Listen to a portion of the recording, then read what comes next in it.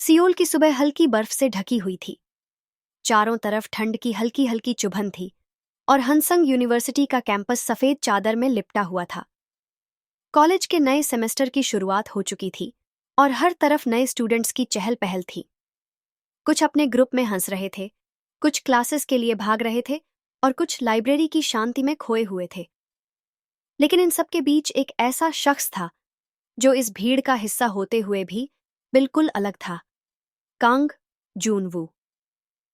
Library के एक कोने में बैठा वह किताब में गहरे डूबा हुआ था। उसके हाथ में एक पुरानी मोटी किताब थी जिसे वह ध्यान से पढ़ रहा था।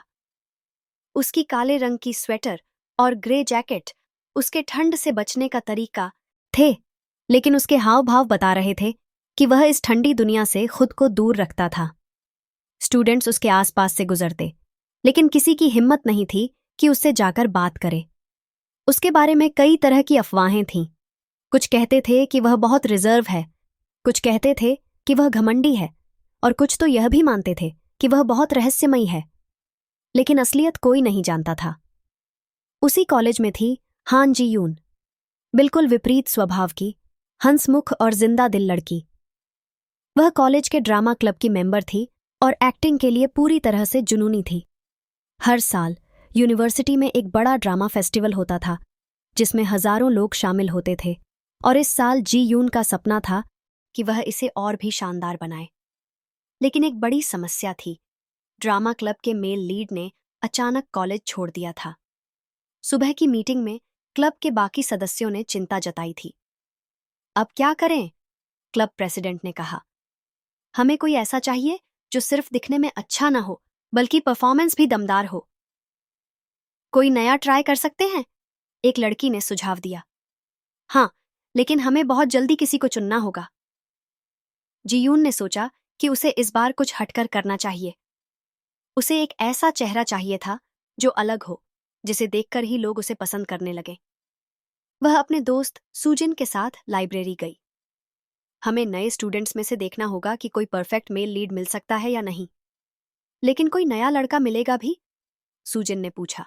जीयून ने लाइब्रेरी में इधर उधर देखा। अचानक उसकी नजर कांग जून वू पर पड़ी। वो कौन है? जीयून ने सूजिन से पूछा। कांग जून वू नया स्टूडेंट है, बहुत कम बोलता है और सुना है कि टॉप स्कॉलर भी है। मतलब परफेक्ट मेल लीड? नहीं, मतलब परफेक्ट बोरिंग बंदा। जीयून को उसकी शांति और गहराई में कुछ खास लगा। मुझे उससे बात करनी है। क्या? पागल हो गई हो? वह किसी से बात नहीं करता। लेकिन जीयून को अब और ज्यादा दिलचस्पी हो गई थी। वह सीधा जूनवू की टेबल के पास गई और उसके सामने बैठ गई। कुछ सेकंड तक दोनों के बीच खामोशी रही। जीयून ने टेबल पर हल्का ठक-ठक किया और कहा, तुम्हें एक्टिंग करनी आती है? जूनवू ने धीरे से किताब से नजरें उठाईं। नहीं। तो फिर तुम मेरे ड्रामा क्लब के लिए परफेक्ट हो? जूनवू ने सवालिया निगाहों से देखा। हमें एक मेल लीड चाहिए और तुम बिल्कुल सही दिखते हो। बस एक बार ऑडिशन दे दो। मुझे ड्रामा में दिलचस्पी नहीं है। मुझे भी मैथ्स में कोई दिलचस्पी नहीं, लेकिन फिर भी पास तो करना पड़ता है। जूनवू ने किताब बंद की। अगर मैं ऑडिशन दूं और अच्छा ना करूं तो मैं हार मान लूंगी। कुछ सेकंड तक वह उसे देखता रहा, फिर हल्की आवाज में कहा, ठीक है, सिर्फ एक बार। जी यून ने गहरी सांस ली। यह बस एक ऑडिशन नहीं था, यह उनकी कहानी की पहली लाइन थी। उस रात जूनवू अपने कमरे में था। उसने कभी सोचा भी नहीं था कि कोई उसे इस तरह एक्टिंग के लिए कहेगा।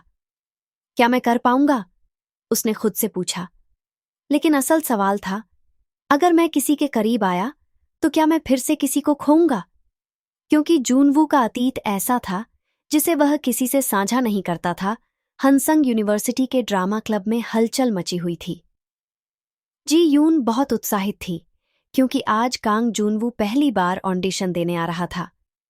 हालांकि क्लब के बाकी सदस्यों को इस नए कास्टिंग चॉइस पर भरोसा नहीं था।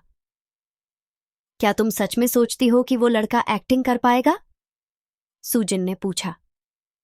पता नहीं, लेकिन मुझे उसमें कुछ खास दिखता है, जी यून ने जवाब दिया। क्लब के कमरे में लगभग 10 से 15 लोग बैठे थे। स्टेज के बीचों बीच जूनवू खड़ा था, जो अभी भी अनकंफर्टेबल लग रहा था। जी यून उसके पास गई और स्क्रिप्ट थमाई। तुम्हें बस यह लाइन बोलनी है, अगर तुम चली गई तो मैं खुद को खो दूंगा।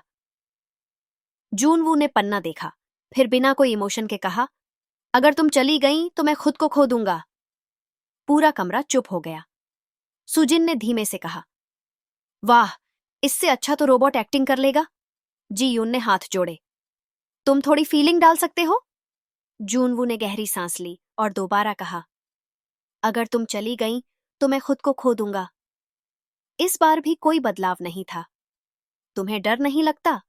जी यून ने सीधा सवाल किया। जूनवू ने पहली बार उसकी आंखों में देखा। डर किस चीज का? किसी को खोने का? जूनवू चुप हो गया। उसकी आंखों में हल्का सा दर्द तैरने लगा था, जिसे जी यून ने पहली बार महसूस किया। वह कुछ पल सोचता रहा, फिर तीसरी बार बोला, लेकिन इस बार उसकी आवाज में हल्की कंपन थी। अगर तुम चली गई तो मैं खुद को खो दूंगा। जी यून को कुछ महसूस हुआ। क्लब के दूसरे मेंबर्स ने भी इस बार सिर हिलाया। इतना भी बुरा नहीं था। ऑडिशन खत्म होने के बाद जूनवू चुपचाप अपना बैग उठाने लगा। जी यून उसके पास आई। क्या तुम सच में यह करना चाहते हो? तुमने कहा था कि बस एक बार ऑडिशन दूंगा। हाँ, लेकिन तुमने ऑडिशन पास कर लिया। अब तुम्हें रिहर्सल करनी होगी। जूनवू ने कुछ पल उसे देखा, फिर हल्की आवाज में कहा, ठीक है। उस दिन कांग जूनवू की जिंदगी का एक नया अध्याय शुरू हुआ था। एक ऐसा अध्याय जिसमें न सिर्फ ड्रामा था, बल्कि प्यार की अनकही कहानी भी लिखी जानी थी। ड्रामा क्लब के स्टूडियो में हल्की हलचल थी। स्क्रिप्ट्स की आवाजें, संवादों की प्रैक्टिस और हंसी मजाक का माहौल बना हुआ था। लेकिन कांग जूनवू अभी भी भीड़ से अलग एक कोने में खड़ा था। आज से रिहर्सल शुरू हो रही है, जी यून ने उत्साहित होकर घोषणा की। हर कोई अपनी अपनी जगह पर खड़ा हो गया, लेकिन जूनवू चुपचाप खड़ा रहा। जी यून उसके पास आई। तुम टेंशन में लग रहे हो? नहीं। तो फिर ऐसे क्यों खड़े हो, जैसे किसी ने तुम्हें जबरदस्ती बुलाया हो? जूनवू ने कोई जवाब नहीं दिया। चलो सीन शुरू करते हैं। पहले सीन में मेल लीड को फीमेल लीड का हाथ पकड़ना था और उसे रोकना था। जी यून ने जगह ली और कहा, ठीक है, अब सीन करो। जूनवू ने धीरे से हाथ बढ़ाया, लेकिन जैसे ही जी यून के हाथ को छूने वाला था, वह ठिठक गया। कट! जी यून ने हाथ झटकते हुए कहा, तुम ऐसे क्यों बिहेव कर रहे हो? मुझे समझ नहीं आ रहा कि ये कैसे करना है। तुम्हें किसी का हाथ पकड़ने में क्या दिक्कत है?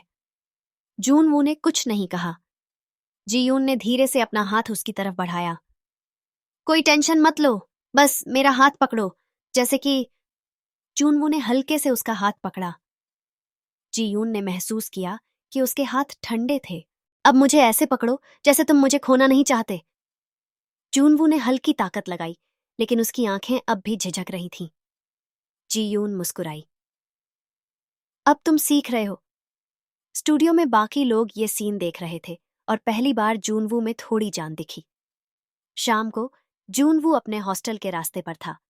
पीछे से जी यून की आवाज आई, रुको! वह मुड़ा। तुमने अच्छा किया आज। शायद। लेकिन तुम्हें अपने इमोशंस पर काम करना होगा। ड्रामा सिर्फ डायलॉग्स नहीं होता, फीलिंग्स भी होती हैं। जूनवू ने पहली बार मुस्कुराने की हल्की कोशिश की।